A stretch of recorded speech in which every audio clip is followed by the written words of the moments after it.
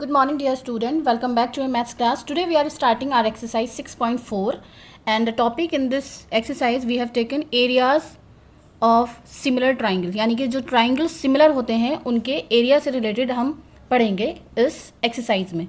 इसके लिए आपको एक theorem given है. The statement of this theorem is that the ratio of the areas of two similar triangles, दो सिमिलर ट्राइंगल्स का जो एरिया होता है उसका ratio is equal to the square of the ratio of their corresponding sides. उन दोनों ही similar triangles की जो करस्पॉन्डिंग साइड्स होंगी उनके स्क्वायर के, उनके रेशियो के स्क्वायर के इक्वल होता है. Let's take two triangle. Let's say this is a triangle A B C and this is a triangle P Q R. ये दो ट्राइंगल हैं, एक है हमारे पास ए बी सी और दूसरा ट्राइंगल है हमारे पास पी क्यू आर. ये दोनों ट्राइंगल कैसे हैं? सिमिलर हैं. Triangle A B C is similar to triangle P Q R. अगर ये दोनों ट्राइंगल सिमिलर हैं देन दोनों के एरिया का ratio, area of triangle A B C upon area of triangle P Q R. Area A R से लिख करके हम एरिया डिनोट करते हैं और ए बी सी से हम डिनोट कर रहे हैं ट्राइंगल एरिया का, ट्राइंगल ए बी सी के एरिया को, और एरिया पी क्यू आर से डिनोट कर रहे हैं हम area of triangle P Q are को. तो इनके जो ये एरियाज हैं इनका रेशियो किसके इक्वल होगा? इक्वल हो जाएगा square of the ratio of their corresponding sides. यानी कि इन दोनों ट्राइंगल की जो करस्पॉन्डिंग साइड्स हैं उनके रेशियो के स्क्वायर के इक्वल हो जाएगा. फॉर एग्जाम्पल अगर हम साइड ए बी लेते हैं तो ए बी की करस्पॉन्डिंग साइड कौन सी हो जाएगी? पी क्यू हो जाएगी. यानी कि A B upon P Q, ये हो गया इनका रेशियो. अब इस रेशियो का कैसा है? रेशियो के स्क्वायर के इक्वल है. अगर दो ट्राइंगल सिमिलर हैं तो उनका एरिया उनकी करस्पॉन्डिंग कोई भी साइड के रेशियो के स्क्वायर के इक्वल होगा. ठीक है, तो यहाँ हमने ए बी और पी क्यू साइड ली थी. ज़रूरी नहीं है कि ए बी और पी क्यू हो. ए बी और पी क्यू के अलावा इसकी किसी दूसरी करस्पॉन्डिंग साइड के भी ये इक्वल हो जाएगा. जैसे कि बी सी अपॉन, अगर हम बी सी साइड लेते हैं तो साइड आ जाएगी Q R. It will be equal to B C upon Q R का स्क्वायर. या फिर एक और साइड इसकी थर्ड वाली, यहाँ स्पेस नहीं बच्चों इसलिए मैं इसको नीचे मेंशन कर रही हूँ. थर्ड साइड अगर हम ए सी लेते हैं तो ए सी का कौन सा हो जाएगा? पी आर हो जाएगा. यानी कि ए सी अपॉन पी आर, लेकिन इसका भी क्या करना है आपको? स्क्वायर करना है. तो area of triangle A B C upon area of triangle P Q R will be equal to ratio of their corresponding side of square. यानी कि उनके जो करस्पॉन्डिंग साइड के रेशियो होगा उसके स्क्वायर के इक्वल होगा. अब ये एरिया इसके भी इक्वल हो सकता है, इसके भी इक्वल हो सकता है और इसके भी इक्वल हो सकता है. ठीक है, सो ये हमारा थ्योरम है. इसके बेसिस पर हम क्वेश्चंस को सॉल्व करेंगे. Let's start exercise 6.4. एक्सरसाइज 6.4 के क्वेश्चन नंबर 1 पर मूव ऑन करते हैं. Well, here is the question number 1 and the question is that let ABC is similar to triangle DEF. ये दो ट्राइंगल आपको गिवन है, triangle ABC and triangle DEF. Both these triangles are similar. जब ये similar हैं तो definitely इनकी जो साइड्स के रेशियो होंगे वो इक्वल होंगे और इनके एंगल्स भी, करस्पॉन्डिंग एंगल भी इक्वल होंगे. एंड देयर एरियाज भी respectively 64 centimetre and 121 centimetre square. 64 centimetre square and 121 centimetre square. इन दोनों के जो एरियाज गिवन है रिस्पेक्टिवली लिखा हुआ है. यानी कि ट्राइंगल ए बी सी का एरिया 64 सेंटीमीटर स्क्वायर है और ट्राइंगल डी ई एफ का एरिया 121 सेंटीमीटर स्क्वायर है. If E F equal to 15.4 centimetre, ये जो ई एफ साइड है ये आपको 15.4 सेंटीमीटर गिवन है. फाइंड बी सी, आपको ये बी सी फाइंड आउट करना है. तो चलिए, जो हमारे पास एरिया का हमने अभी अभी रिलेशन पढ़ा है कि जब दो ट्राइंगल सिमिलर होते हैं तो उनके एरिया का जो रेशियो होता है वो उनकी करस्पॉन्डिंग साइड के रेशियो के स्क्वायर के इक्वल होता है. So will write down since triangle A B C is similar to triangle D E F. जब ये दोनों ट्राइंगल सिमिलर हैं so will write down hence area of this triangle A B C upon area of triangle D E F will be equal to their square of ratio of their square of corresponding sides. तो square of the ratio of their corresponding side, corresponding side में हम तीनों में से कोई सी भी side ले सकते हैं, बट हमें वो साइड्स लेनी है जो हमें गिवन है और जो हमें फाइंड आउट करनी है. सो अगर हम बी सी साइड लेते हैं ट्राइंगल ए बी सी से, सो बी सी की जो करस्पॉन्डिंग साइड हो जाएगी वो हो जाएगी ई एफ. यानी कि ई एफ, लेकिन रिलेशन क्या होता है कि सिमिलर ट्राइंगल के एरिया का जो रेशियो होता है वो उनकी करस्पॉन्डिंग साइड के रेशियो के स्क्वायर के इक्वल होता है। ठीक है, तो हमें तीनों साइड्स को इक्वल में लिखने की ज़रूरत नहीं है, हम सिर्फ एक ही साइड के रेशियो के स्क्वायर को इक्वल लिखेंगे। Now will apply the values. Area of ABC is given 64 centimetre square and area of triangle DEF is given 121 centimeter square. NN equal to BC we have to find out and EF is given 15.4 centimetre और हम इस पर भी square लगा देंगे। अब हमें इसका स्क्वायर ओपन करने की ज़रूरत नहीं है। As you can see that 64 is a square of 8 and 121 is a square of 11. So we can write down it as 8 upon 11 and its whole square. 64 upon 121 को हम 8 अपॉन 11 का होल स्क्वायर लिख सकते हैं, क्योंकि 8 का square will give you 64 and square of 11 will give you 121 और equal to में हम एज इट इज़ नोट कर लेंगे BC अपॉन 15.4 और इसका स्क्वायर। तो यहाँ पर क्या होगा बच्चों, स्क्वायर से स्क्वायर कैंसिल हो जाएगा and you will get 8 upon 11 equals to BC upon 15.4। आपको क्या करना है बच्चों, क्रॉस मल्टीप्लाई करना है। जब आप क्रॉस मल्टीप्लाई करेंगे तब आप BC को कहीं मत लेकर के जाइए, इसको यहीं छोड़ दीजिए, यानी 8 अपॉन 11 तो एज इट इज़ रहेगा, लेकिन क्रॉस मल्टीप्लाई की हेल्प से आप क्या करेंगे, ये 15.4 जो है वो 8 के साथ मल्टीप्लाई में आ जाएगा। तो हमारे पास जो नेक्स्ट स्टेप होगा इट विल बी 8 इंटू 15.4 और अपॉन में हम लिखेंगे एज इट इज़ 11 और इक्वल टू में ओनली BC। ठीक है, इसको आपको सॉल्व करना है और सॉल्व करने के बाद अपना आंसर खुद से लिखना है। Now we are moving on question number 2। Well here is the question number 2। It is given that diagonals of a trapezium ABCD। ये एक ट्रेपीजियम हमने ड्रॉ किया है ABCD। इसका जो डायगोनल है इसमें आपको ये भी गिवन है AB parallel CD। AB side जो है वो CD के पैरेलल है, इसका डायगोनल जो है वो इंटरसेक्ट कर रहा है एक दूसरे को पॉइंट O पर। तो चलिए इसके डायगोनल्स ड्रॉ करते हैं। AC will be its diagonal and BD will also its diagonal. ये दोनों डायगोनल जो एक दूसरे को इंटरसेक्ट कर रहे हैं, इस इंटरसेक्टिंग पॉइंट का नेम है O point. If AB equal to double of CD, ये जो AB साइड है ये इस CD साइड का 2 टाइम गिवन है, इसीलिए बच्चों हमने इसको नीचे से स्टार्ट किया है ABCD, क्योंकि बड़ी वाली साइड का नेम हमने AB इसीलिए दिया है क्योंकि क्वेश्चन में गिवन था AB साइड जो है वो CD की डबल है, तो जाहिर सी बात है AB जो है वो बड़ी होगी और CD छोटी होगी।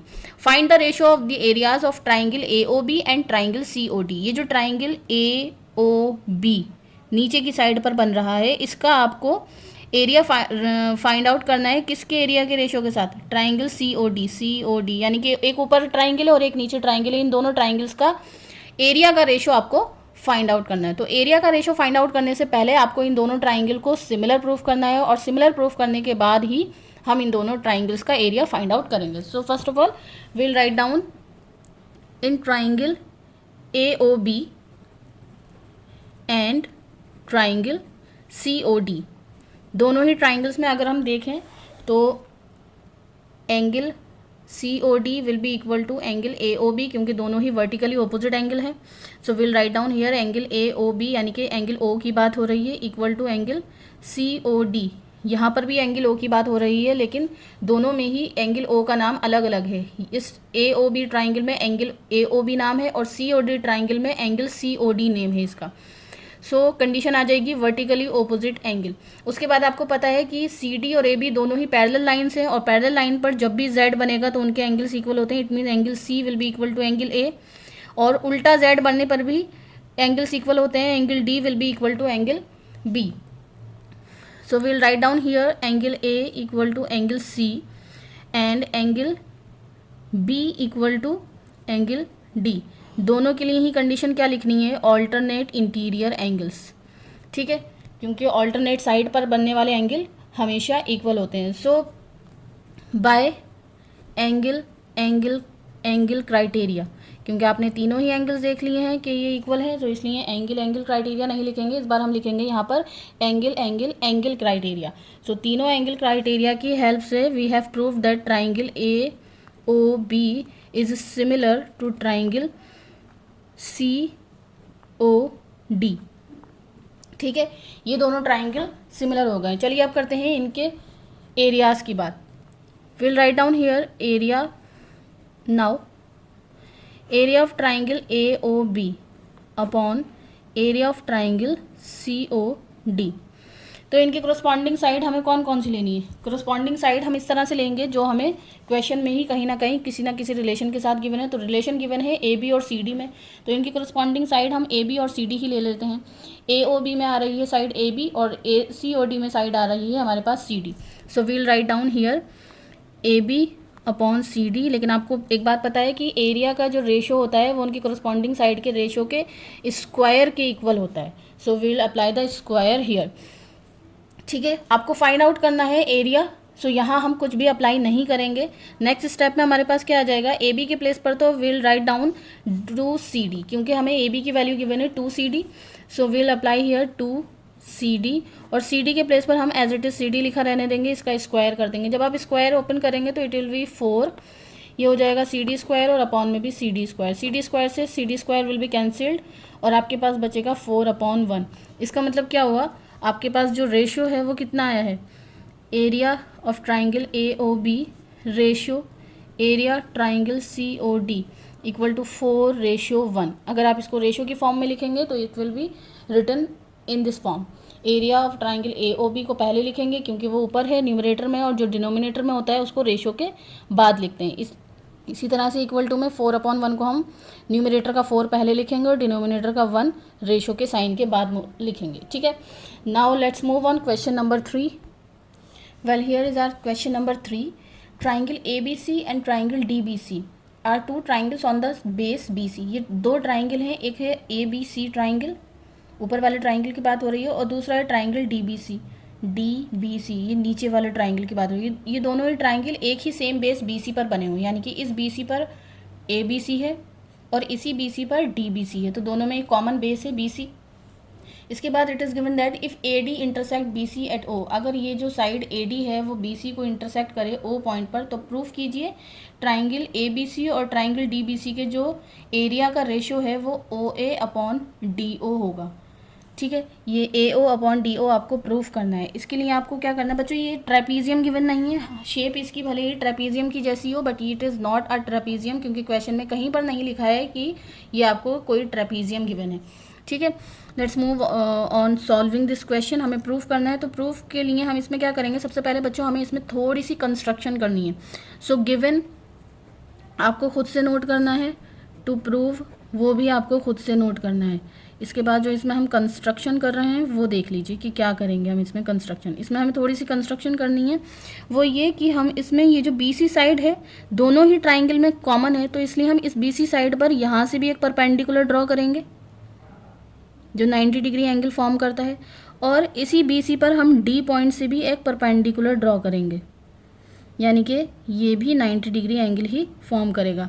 लेट्स से इसमें ABCD तो हो गया है, ये AE है और ये DF, ये E पॉइंट पर परपेंडिकुलर है और वहाँ पर वो F पॉइंट पर परपेंडिकुलर है।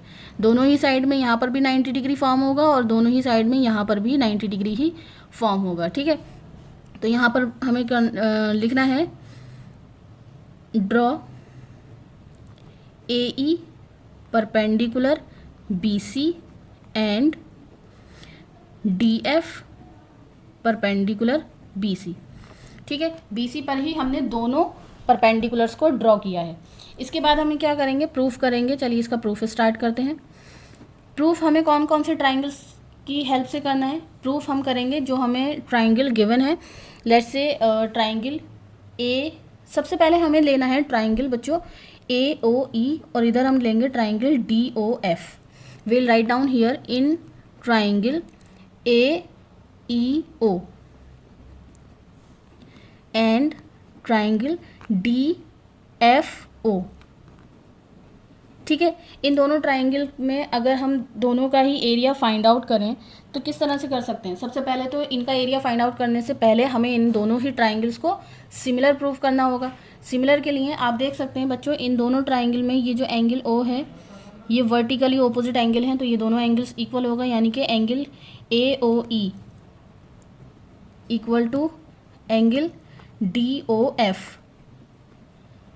कंडीशन वर्टिकली ऑपोजिट एंगल, दोनों वर्टिकली ऑपोजिट एंगल की हेल्प से इक्वल होगा। Angle E equal to angle F each 90 degree, क्योंकि दोनों ही परपेंडिकुलर हैं। ठीक है। सो तीसरे एंगल की तरफ जाने की ज़रूरत नहीं है। बाय एंगल क्राइटेरिया ये दोनों ट्राइंगल कैसे हो गए, दोनों ही ट्राइंगल सिमिलर हो गए। कौन कौन से ट्राइंगल सिमिलर हो गए, triangle A E O is similar to triangle D F O, क्योंकि देखिए बच्चों एंगल ए जो है वो डी के इक्वल होगा, एंगल ई एफ के इक्वल है और एंगल ओ के ही इक्वल है, इसलिए ये दोनों ट्राइंगल्स सिमिलर हो गए। अब जब ये दोनों ट्राइंगल्स सिमिलर हो गए हैं तो अब हम क्या करेंगे, इनका एरिया फाइंड आउट करेंगे। जब आप इनका एरिया फाइंड आउट करेंगे तो आप कह सकते हो, या फिर अगर हम इनका एरिया फाइंड आउट ना करके, क्योंकि हमें एरिया तो फाइंड आउट इन दोनों का करना है, ए बी सी और डी बी सी का, तो हम इसका एरिया फाइंड आउट करके कोई फ़ायदा नहीं है। लेकिन इनके सिमिलर होने की वजह से आप कह सकते हो कि इनका जो साइड का रेशियो है वो इक्वल होगा। तो चलिए इनके साइड का रेशियो इक्वल लिखते हैं। इसमें हम कौन कौन सी साइड लेंगे, एक साइड अगर हम ए ई लेते हैं तो हमें दूसरी साइड लेनी होगी डी एफ।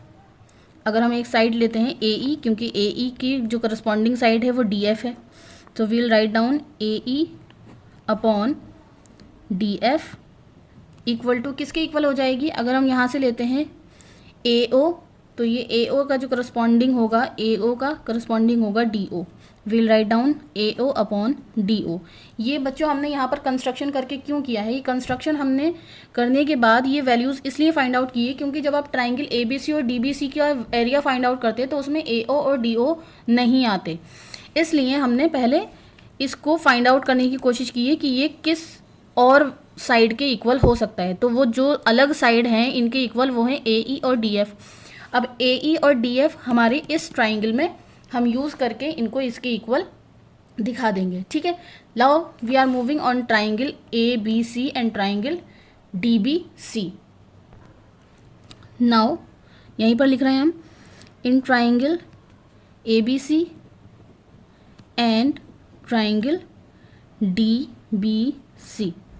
अगर हम इन दोनों ही ट्राइंगल का एरिया फाइंड आउट करें, area of triangle A B C upon area of triangle D B C, तो दोनों में ही हमने परपेंडिकुलर ड्रॉ किया। और आपको पता है कि अगर हम एरिया फाइंड आउट करते हैं जिसमें हमें इनमें कोई सिमिलैरिटी गिवन नहीं है, तो सिंपली हमारा जो एरिया ऑफ ट्राइंगल का फॉर्मूला होता है परपेंडिकुलर वाले यानी कि 90 डिग्री वाले ट्राइंगल में, उसमें हम लगाते हैं एरिया ऑफ ट्राइंगल का फॉर्मूला 1/2 बेस इंटू हाइट।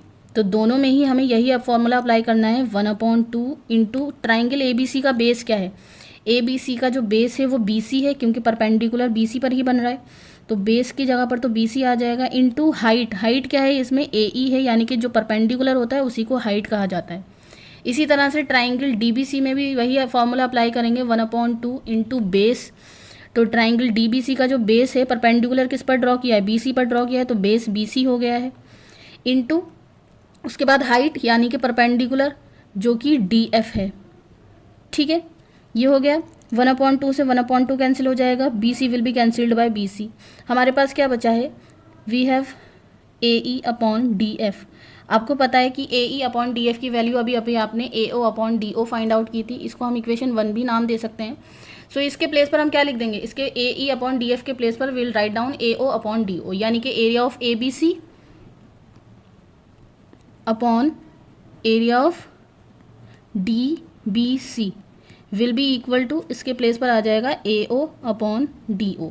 और देखिए हमें यही प्रूफ करना था, area of A B C upon area of D B C equal to A O upon D O. तो ये कहाँ से आया है, फ्रॉम इक्वेशन 1 से आया है, यहाँ पर हम ये भी मेंशन कर देंगे और उसके बाद लिख देंगे hence proved. Let's move on question number 4। Question number 4 we have given that if the areas of 2 similar triangles are equal. दो ट्राइंगल्स हैं जिनका एरिया, दो ट्राइंगल्स हैं सिमिलर हैं और उनका एरिया जो है वो इक्वल है, तो प्रूफ कीजिए कि वो कॉन्ग्रेंट भी होंगे। तो सबसे पहले दो ट्राइंगल ड्रॉ कर लेते हैं। Let's say this one is a triangle A B C and this one is a triangle P Q R. ये दो ट्राइंगल हैं ए बी सी और पी क्यू आर। आपको गिवन है कि ये दोनों ही ट्राइंगल्स सिमिलर हैं। जब सिमिलर होते हैं तो आपको पता है कि एंगल्स इक्वल होते हैं और उनकी करस्पॉन्डिंग साइड्स का रेशियो भी इक्वल होता है। So we'll write down here since triangle A B C is similar to triangle P Q R, दोनों ट्राइंगल सिमिलर हैं, hence will write down that angle A will be equal to angle P, angle B will be equal to angle Q and angle C will be equal to angle R, ठीक है। Also angle तो equal हो गए, साथ में इनकी जो sides का रेशो होता है वो भी इक्वल होता है। तो A B upon P Q will be equal to A C upon P R equal to B C upon Q R. ठीक है, ये इक्वल होता है, आपको सभी को पता है। But you have to prove that now that these triangles are congruent also. Congruent prove करने के लिए you have to prove that angles are equal but as well as the sides are also equal. तो angles तो equal है ही, आपको prove करने की ज़रूरत नहीं है, but you have to prove that ये जो रेशियो गिवन है ये रेशियो ना हो करके ये साइड्स एक दूसरे के इक्वल हैं। यानी कि ए बी को साइड को आपको ए बी साइड को आपको पी क्यू के इक्वल दिखाना है, ए सी साइड को आपको पी आर के इक्वल दिखाना है और बी सी साइड को आपको क्यू आर के इक्वल दिखाना है। ठीक है, तो इनको इक्वल दिखाने के लिए आप क्या करेंगे, जो चीज़ आपको क्वेश्चन में गिवन है उसी की हेल्प लेते हैं। क्वेश्चन में गिवन है if the areas are equal, इन दोनों ट्राइंगल्स का जो एरिया है वो इक्वल है। So we'll write down here now. आपको पता है जब भी हम किन्हीं दो सिमिलर ट्राइंगल्स के एरिया का रेशो फाइंड आउट करते हैं तो वो एरिया का जो रेशो है वो किसके इक्वल होता है, उनकी करस्पॉन्डिंग साइड के रेशो के स्क्वायर के इक्वल होता है। यानी कि ए बी की करस्पॉन्डिंग साइड पी क्यू के रेशो के स्क्वायर के इक्वल होगा, या फिर ये ए सी अपॉन पी आर इसके भी स्क्वायर के इक्वल हो सकता है, या फिर ये तीसरी side B C upon Q R इसके भी रेशो के स्क्वायर के इक्वल हो सकता है। ठीक है, बट वी हैव गिवन, आपको गिवन है कि area of triangle A B C जो है वो इक्वल है area of triangle P Q R के। दोनों का एरिया इक्वल गिवन है, क्वेश्चन में लिखा है if the areas of two similar triangles are equal, दोनों का जो एरिया है वो इक्वल है। जब आप इक्वालिटी अप्लाई करते हो तो अब आप कह सकते हो कि area of A B C के प्लेस पर you can write down area P Q R. So यही हमें करना है, we'll write down here area A B C के प्लेस पर P Q R upon area P Q R के place पर पी क्यू आर ही हम लिखेंगे, equal to A B upon P Q का square equal to A C upon P R का square equal to B C upon Q R का square. ठीक है, एरिया पी क्यू आर से area P Q R cancel होकर के यहाँ पर क्या बचेगा 1। जब यहाँ 1 बचेगा इक्वल टू में it will be as it is, इसको हम एज इट इज़ नोट करेंगे।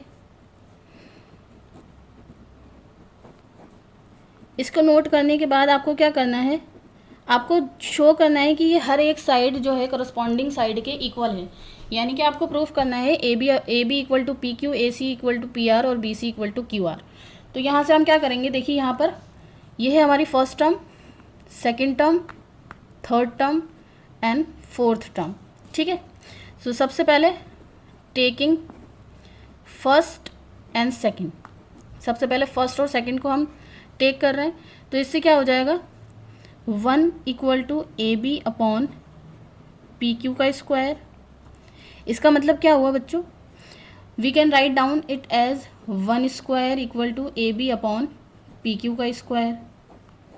ठीक है, स्क्वायर से स्क्वायर कैंसिल हो गया, इसका मतलब क्या हुआ, आपके पास बचा है 1 equal to A B upon P Q.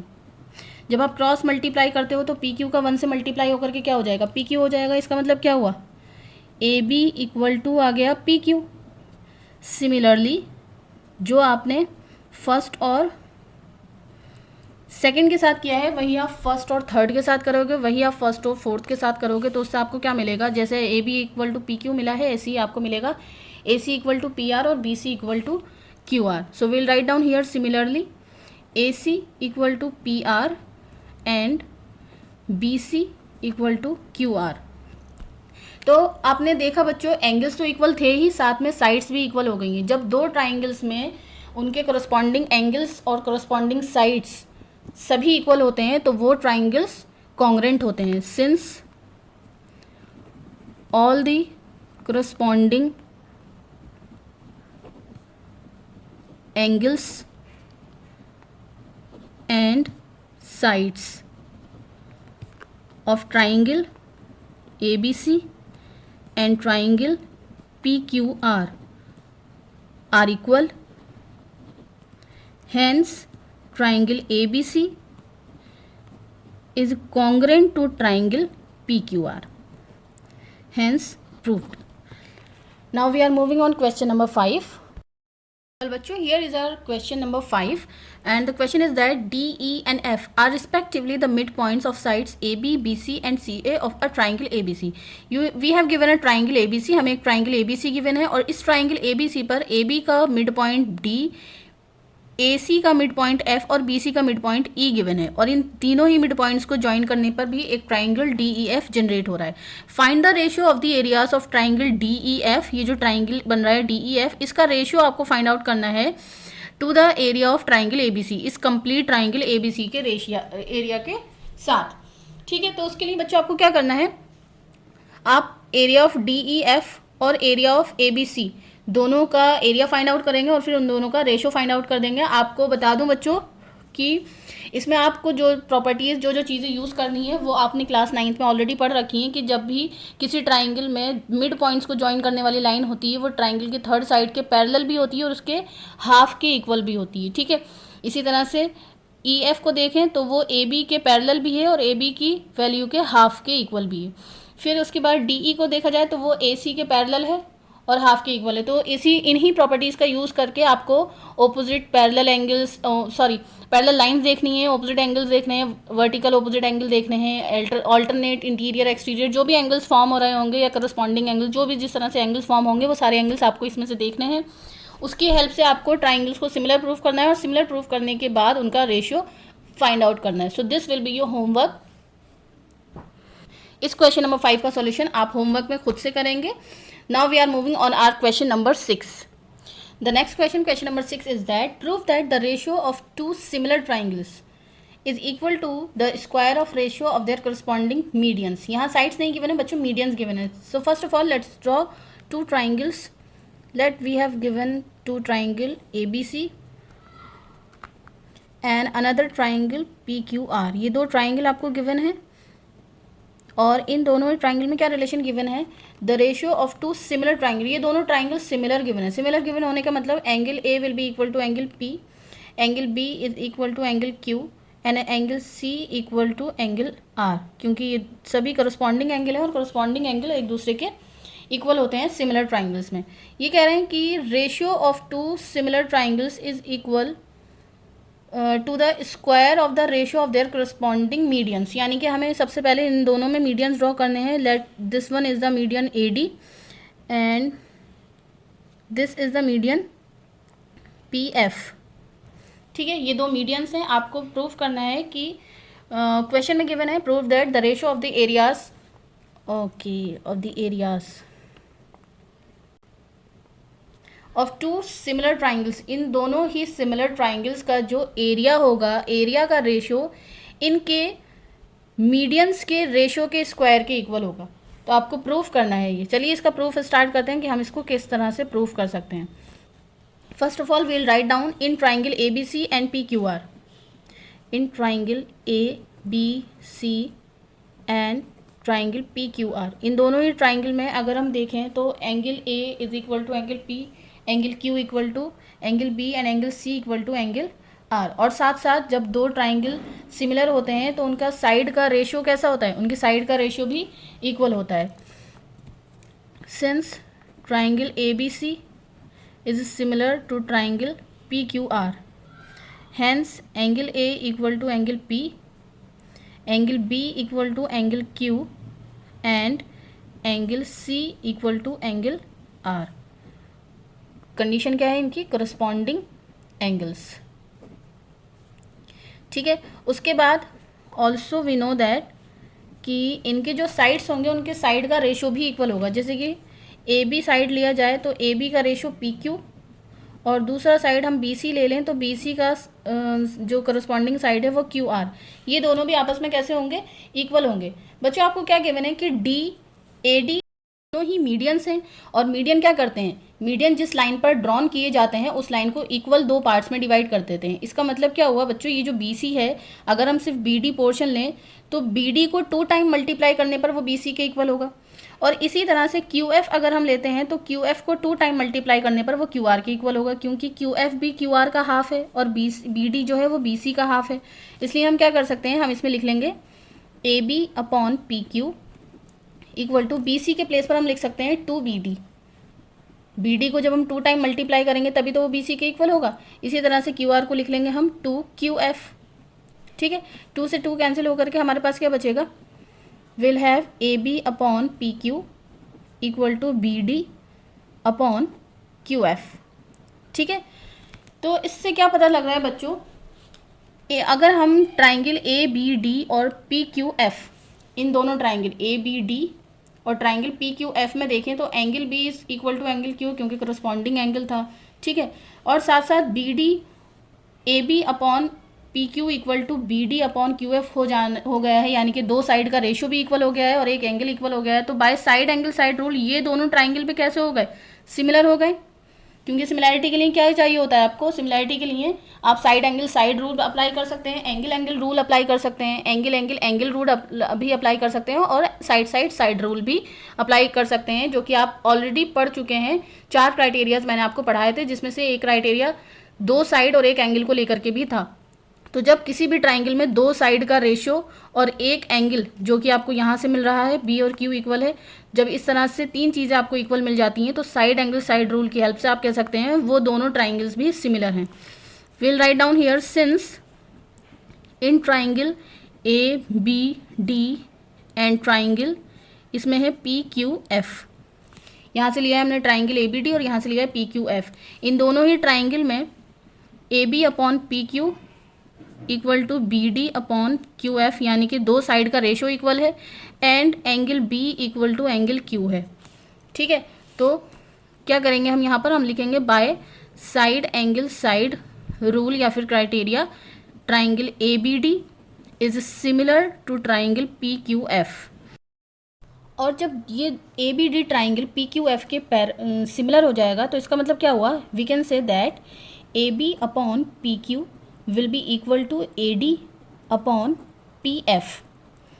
ये दोनों भी इक्वल हो जाएंगे। क्यों इक्वल हो जाएंगे, क्योंकि हमें ज़रूरत है मीडियन की, तो इसलिए हम इनकी जो करस्पॉन्डिंग साइड है वो AB अपॉन PQ के साथ AD अपॉन PF ले रहे हैं। ज़रूरी थोड़ी ना है कि हम BD और QF को ही लें, उसके प्लेस पर हम उसकी तीसरी वाली साइड को भी ले सकते हैं, क्योंकि तीनों ही साइड का जो रेशियो होता है वो इक्वल होता है। तो तीनों साइड में AD और PF भी तो ABD और PQF ट्राइंगल में आ रहे हैं, इसलिए AB upon PQ will be equal to AD upon PF। इसके बाद क्या करेंगे, इसके बाद हम फाइंड आउट करेंगे एरिया। तो हम लिखेंगे area of ABC upon area of PQR। So here we have area of ABC upon area of PQR। ये किसके इक्वल हो जाएगा, जब दो ट्राइंगल सिमिलर होते हैं तो उनके एरिया का रेशियो उनकी करस्पॉन्डिंग साइड के रेशियो के स्क्वायर के इक्वल होता है। इसका मतलब क्या हुआ, AB अपॉन PQ के प्लेस पर we can put AD upon PF। So we will write down here area ABC upon area PQR, यानी कि जो बड़े बड़े 2 ट्राइंगल थे इनके एरियाज का जो रेशियो है वो उनके मीडियन के रेशियो के स्क्वायर के इक्वल है। So hence we have proved this question. Let's move on question number 7. So here we have our next question, question number 7. Prove that the area of an equilateral triangle described on the side of a square is equal to the half the area of the equilateral triangle described on one of its diagonals. तो इसमें क्या करना है बच्चों, आपको सबसे पहले एक स्क्वायर गिवन है, ये हमारा एक स्क्वायर हो गया। स्क्वायर वो होता है जिसकी ऑल साइड्स इक्वल होती हैं। ठीक है, so let's say this is a square ABCD। इसमें क्या गिवन है, area of an equilateral triangle described on one side of a square. मान लीजिए ये जो साइड है इस पर एक वो बनाया गया है इक्विलेटरल ट्राइंगल। इक्विलेटरल ट्राइंगल किसे कहते हैं, वो ट्राइंगल जिसकी ऑल साइड्स इक्वल होती हैं, यानी कि अगर वो इसकी साइड से बनाया गया है BC साइड से, तो उसकी बाकी की जो 2 साइड्स होंगी वो भी BC के ही इक्वल होंगी, यानी कि ये तीनों साइड्स एक दूसरे के इक्वल हैं। ABCDE, let's say this is a triangle BEC जो कि स्क्वायर की साइड से डिस्क्राइब किया गया है। उसके बाद कह रहे हैं कि इसका जो एरिया है is equal to the half the area of equilateral triangle described on one of its diagonal, जो इसकी एक डायगोनल पर बनाया गया है। लेट्स से BR डायगोनल, और इस BD डायगोनल से एक और इक्विलेटरल ट्राइंगल बनाया गया है, यानी कि जितना मेजरमेंट इस BD का होगा उतना ही मेजरमेंट यहाँ से बनने वाले एक दूसरे इक्विलेटरल ट्राइंगल का होगा, यानी जो मेजरमेंट इस साइड का है वही मेजरमेंट सेम इस साइड का होगा और वही BD का है। तो इस पॉइंट का नाम हम F दे देते हैं, यानी कि ये जो ट्राइंगल है वो है बी डी एफ। आपको क्या प्रूफ करना है, इस ट्राइंगल बी सी ई का जो एरिया है वो triangle B D F triangle के एरिया के हाफ के इक्वल है। ठीक है, तो उसके लिए आपको क्या करना पड़ेगा, इसका सॉल्यूशन स्टार्ट करते हैं कि हम इसको किस तरह से प्रूफ कर सकते हैं। इनके एरियाज को निकालने के लिए, इनके एरिया का रेशियो फाइंड आउट करने के लिए सबसे पहले हमें इन्हें सिमिलर प्रूफ करना है। तो सिमिलर प्रूफ करने के लिए आपको कुछ करने की ज़रूरत नहीं, ये ऑलरेडी सिमिलर हैं। अब वो कैसे हैं सिमिलर, थोड़ा सा ध्यान दीजिए बच्चों। It is an equilateral triangle, और आपको पता है किसी भी इक्विलेटरल ट्राइंगल में सारे एंगल इक्वल मेजरमेंट के होते हैं, यानी 60 डिग्री के होते हैं। और ये जो ट्राइंगल गिवन है वो भी एक इक्विलेटरल ट्राइंगल ही है, तो इसके भी सारे इक्वल मेजरमेंट यानी 60 डिग्री के एंगल्स होंगे। सो जब दोनों ही इक्विलेटरल ट्राइंगल हैं, इसका मतलब एंगल क्राइटेरिया की हेल्प से we can say that these two triangles are similar. So we'll write down here both the since both the triangles are equilateral, hence by angle criteria triangle BCE, ये triangle जो बन रहा है BCE is similar to triangle BDF, इस triangle के BDF के similar है। और जब दो similar triangles के area का हम ratio find out करते हैं तो वो ratio उनके corresponding side के ratio के square के equal होता है। Now we'll write down area of triangle BCE upon area of triangle B D F. इन दोनों का अगर हम ट्राइंगल का एरिया फाइंड आउट करें तो इनके कोरस्पॉन्डिंग साइड्स के रेशियो के इक्वल होगा। अगर हम इसका साइड बी सी ले रहे हैं तो इसमें हम इसके कोरस्पॉन्डिंग साइड बी डी लेंगे। So it will be equal to B C E में बी सी और बी डी एफ में बी डी। इन दोनों ही कोरस्पॉन्डिंग साइड के रेशियो के स्क्वायर के इक्वल होगा। जब भी हम एरिया का रेशियो फाइंड आउट करते हैं तो उनकी करस्पॉन्डिंग साइड के रेशियो के स्क्वायर के इक्वल होता है वो। ठीक है, इसके बाद हम क्या करेंगे बच्चों, आपको पता है ना किसी भी ट्राइंगल में किसी भी स्क्वायर में डायगोनल जब आप ड्रॉ करते हो और तो वो डायगोनल की वैल्यू क्या कहलाती है इस स्क्वायर के लिए। ये पूरा का पूरा एक स्क्वायर है, स्क्वायर में से अगर हम इतना पोर्शन अलग कर दें, ये है हमारा पॉइंट बी सी और डी, तो ये है hypotenuse, this is our base, ये बेस है और ये परपेंडिकुलर है। ठीक है, तो हाइपोटेनियस का स्क्वायर क्या होता है, हाइपोटेनियस स्क्वायर इक्वल टू होता है perpendicular square plus base square. इसका मतलब क्या हुआ, वी कैन से दैट ये हाइपोटेनियस यानी कि बी डी है, बी डी के स्क्वायर के प्लेस पर हम लिख सकते हैं परपेंडिकुलर स्क्वायर यानी कि B C square plus base square यानी कि सी डी स्क्वायर। ठीक है, लेकिन आपको एक बात पता है कि ये स्क्वायर है और स्क्वायर में क्या होता है, स्क्वायर में ऑल साइड्स आर इक्वल। इसका मतलब बी सी जो है वो सी डी के इक्वल होगी। इसका मतलब क्या हुआ, हम सी डी के प्लेस पर भी बी सी लिख सकते हैं। So we can write down B D square equal to B C square plus B C square. तो ये बी सी स्क्वायर कितनी बार हो जाएगा, 2 बार हो जाएगा। So we'll write down B D square equal to 2 B C square.